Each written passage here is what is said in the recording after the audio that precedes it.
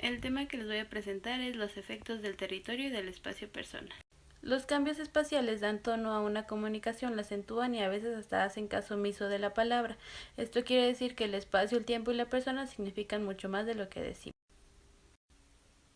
Procede del territorio, que es una zona o región que establece un organismo o autoridad. A lo largo de los años se ha usado para el estudio del comportamiento animal en cuanto a la conducta, dando como resultado la identificación en el área, en otras palabras, el comportamiento que tiene cada ser humano en distintas sociedades o entornos. En cuanto a territorialidad, invasión y defensa, Lyman y Scott reconocen tres tipos de intrusiones territoriales. Violación es el uso irrespetuoso de un territorio ajeno, por ejemplo, uso de algo que no te pertenece, ya sea mediante acciones corporales o incluso visuales, como puede ser mirar fijamente a alguien y hacerlo sentir incómodo. Invasión, procedente de la naturaleza más abarcadora y permanente. Es un intento de apoderarse del territorio ajeno, por ejemplo, una invasión armada a otro país, o cuando existe un terreno baldío y alguien llega a instalarse con un negocio sin consulta previa. Contaminación es la profanación de un territorio ajeno, no con la presencia, sino con lo que dejamos detrás de nosotros. Por ejemplo, la basura, que son artículos personales que se dejan en espacios que no son personales, como los parques.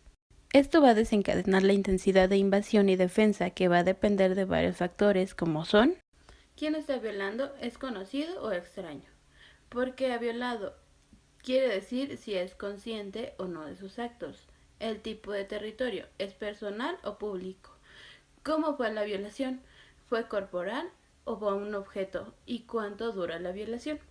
Existen dos tipos de defensa, la prevención y la reacción. La prevención va a marcar el territorio. Por ejemplo, cuando un niño tiene un dulce, lo chupa y le dice a los demás que le pertenece, demostrando mediante la acción su territorio. Otro ejemplo son las relaciones de pareja tóxicas, donde existen limitaciones a la interacción con otras personas. Y en la reacción, donde existen dos tipos, la positiva y la negativa. En la positiva existe el agrado, amor y alivio, y en la negativa existe desagrado, vergüenza y tensión. La distancia conversacional se refiere al espacio que tomamos mediante la comunicación, como es el acercarse o retroceder de la persona que tenemos al frente.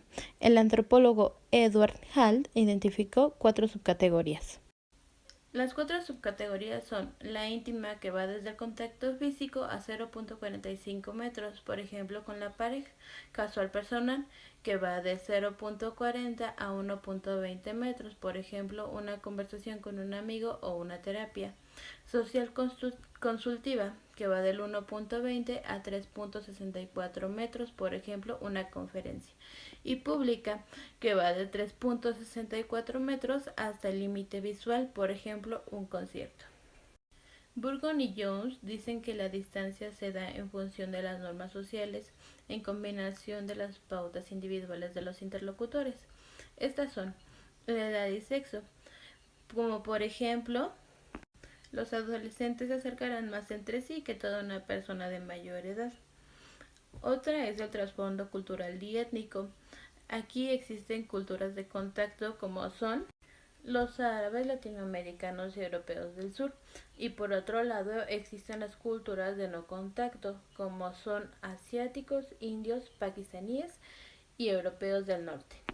Otro es tema y asunto. La conducta va a determinar los cambios paxémicos, o sea, la distancia que se tomará entre los individuos.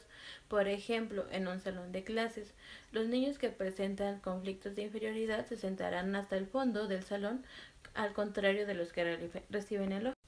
Por otro lado, ambiente para la interacción será la distancia de unos con los otros, por ejemplo, una reunión familiar o empresarial, que puede ser en un salón o un jardín, que va a ser muy diferente a una noche en una habitación con nuestra pareja.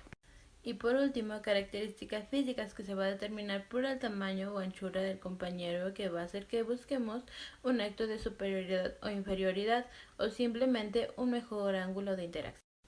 Este ha sido todo mi tema de exposición. Gracias.